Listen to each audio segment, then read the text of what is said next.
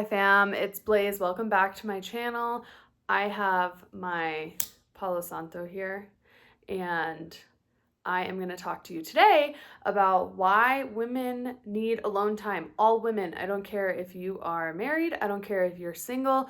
I don't care if you're in a situationship, have kids, whatever it may be. So I really want to talk about this, and the reason I'm lighting my Palo Santo is because this is one of my routines. So stay tuned till the end because I am going to talk about the routine that I like to do in the evenings to get into my own energy. So I was inspired to do today's episode because one of my clients today, we went to the sauna together and we were talking. She's a mom of 3 and she's just very busy. And I was like, when is the last time, and she is married, and I asked her, when is the last time that you took time for you by yourself, completely alone? And she was like, I went on a weekend trip 2 or 3 years ago. 2 or 3 years. Now, I understand that as a single woman, I do have luxuries that mothers do not have. So like I have so much alone time and I love it. And I'm really grateful for it. But I do understand that like that's not a reality for everyone. So I know that this alone time concept is going to look different for every woman, and that's totally okay. So today we're going to go through 7 reasons why all women need alone time, okay? We all need it. So let's start out with number 1. Number 1 is we have to learn to stop shape-shifting. I see too many women. I'm a personal trainer and a nutrition coach, and I also work with lifestyle coaching. So basically what I see in my work is that women are constantly shifting to the needs of other people. And this is great because we're very adaptable creatures. We keep the tribe alive and, raise children and do amazing things and just like look amazing and feel like we do the most. But we can shapeshift really quickly to what other people want from us. So this is the number 1 thing that I've learned in my alone time is instead of shapeshifting into who I think other people want me to be, like, do they want me to be funny in this moment? Do they want me to be cool? Should I, like, I can tune into, like, what do I want to be every day? Who do I want to be? What do I want to say? What do I want people to perceive of me? And it allows us to stop shifting into what we think people are going to think of us. And it's more so, what are we doing that is going to actually be real to us? So, for example, if you're a person who never says no, I want you to try saying no. Practice saying no. It's a complete sentence. You can say it kindly, but just saying no to something you don't actually want to do, that's a huge form of shape-shifting. Or saying no when someone treats you with disrespect. Say like, no, I will not tolerate that treatment. This is a powerful thing that women can do to take our power back, because I know so many women that are just like overly kind, overly accommodating, and then they get walked all over. So that's the first reason I believe women need alone time, is because it allows us to get into our own energy. Okay, number 2 of 7 is letting go of people's energy. When I worked training at a gym a few years ago, I worked at a luxury fitness company and I personal trained. I would train sometimes 11 to 12 clients a day. If you're curious about that journey, I basically ended up getting really bad burnout and depression. It was not a good situation. But I remember going to a massage therapist while I was doing all of this training. And she was like, you need to learn to energetically protect yourself. Now, this doesn't have to be a crazy woo-woo concept. This is just the basic concept of, if you put on shoes, right, and you walk around all day, you're going to pick things up. You're going to pick up dirt. You're going to pick up good stuff, bad stuff, diseases, right? When you're a human, it's like really kind of a similar thing. And so what was happening is when I was training so much, I was so empathetic. As women, we're so empathetic. We're wired this way. I would just like take in all of the energy, all of the problems of my clients, all the things that they were going through. And it would make me really ill, honestly. I feel like when I don't have my solo time or my regrounding time, I get like this sounds crazy, but sometimes I feel like I'll pick up injuries from my clients. They'll be like, my ankle hurts, and then the next day my ankle hurts, like, because I can feel people's pain. So taking alone time allows you to let go of people's energy, and I'm going to show you how to do that with your slow down rituals at the end of the day or the morning. But letting go of people's energy, another thing you can do is when something starts to come up or you start to hyperfixate on something in your mind, like, oh, I had this conversation with my boss today, or I had this thing happen to me today, just focus on slowing down your thoughts a little bit and breathing and just choosing not to think about it. Just being like, okay, I'm not going to think about this right now. And so this allows us to get into our own energy about how we actually feel about a situation or what we feel in our hearts. And it takes us out of this mode where we're like absorbing people's energy. Because for me, ultimately, like, I want to be so in my grounding and in my energy and in like who I am as a person that no matter what comes my way, I'm going to stay true to me. I'm not even going to say the word authentic because I think that word is just kind of bullshit now. I'm going to say true to myself. No matter what happens, I'm going to stay true to me. Okay? Number 3 is we have to stay grounded. So in the patriarch, we are head up. Capitalism, head up. What else? Making money, typically head up, right? It's everything is just using our brain and our head space and our mind. And it's like blah, blah, blah, blah, monkey brain, always going, always going, always going. As women, we need to ground downward. So something that's really helped me with grounding and getting into my body and less disassociated, which I do see with clients that struggle to lose weight or they struggle with sleep, is typically because, I mean, there's a million different reasons, but one of the things that I've noticed is like they don't have enough time to get into their body throughout the course of the day. So even if you're training with me once or twice or 3 times a week, but you're not walking or you're not doing cardio or sitting with your back against a wall, it's going to be like really challenging to feel grounded. So if you're prone to anxiety like I am, I've had to learn all these things and teach them to my clients who also have anxiety because it really, really, really helps.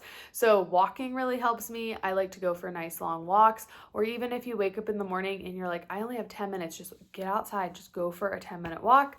I promise you're going to feel so much better and more grounded. So the concept of grounding, it's like your feet touching the ground actually will make you feel more grounded because you're touching the ground, you're connected to something.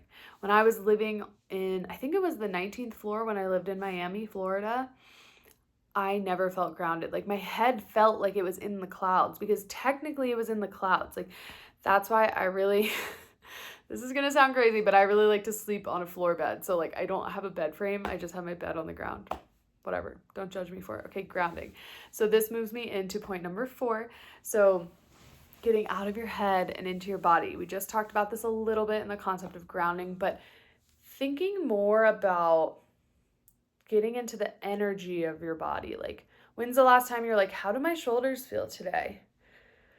How does my chest feel? My throat?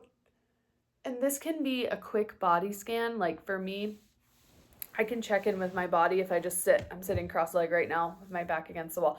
I can check in with my body in a few minutes, right? How do my hip flexors feel? And this can be done in the morning just by, you could walk, that definitely helps, or you could take 5 minutes to stretch. I know we all have intentions to stretch and then oftentimes it doesn't happen, but I really think those are great ways to get into your body. And the next thing that's kind of an unpopular thing is having a self-pleasure practice. So when you have a self-pleasure practice, it's so much easier to get into your body because think about what you're doing. You're in your body, okay?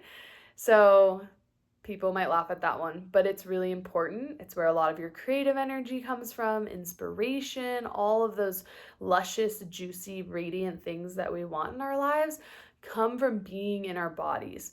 Another way to do this is through creating. So similar to self-pleasuring, when you're creating, I created this like painting a few months ago. I can't show all of it because I think YouTube will censor me, but yeah, so I would basically just turn on classical music and then I would sit and paint for a few hours at a time. And it was really therapeutic. Pottery would be a great one. pretty much any form of creating, beading, knitting. These are beautiful things, and there's absolutely nothing wrong with doing them, and you don't have to be good at them. Like, this is not a great painting, okay? This is like mid at best, but I like it, and it was grounding for me to draw that or to paint that. Okay, so getting out of your head and into your body. Singing is another great way. Going to a yoga class, lifting weights is one of my favorite ways. So getting out of your head into your body. Breathing helps. Okay, the next one, number 5, is probably one of the biggest things and reasons we need this alone time, right? So you need to learn how to figure out how you feel about something and not how someone else wants you to feel about something. So for me, a great example would be in dating. There's always that one friend who's like asking for advice, or what do you think, or like, is that okay, did I say the right thing? Did I do the right thing?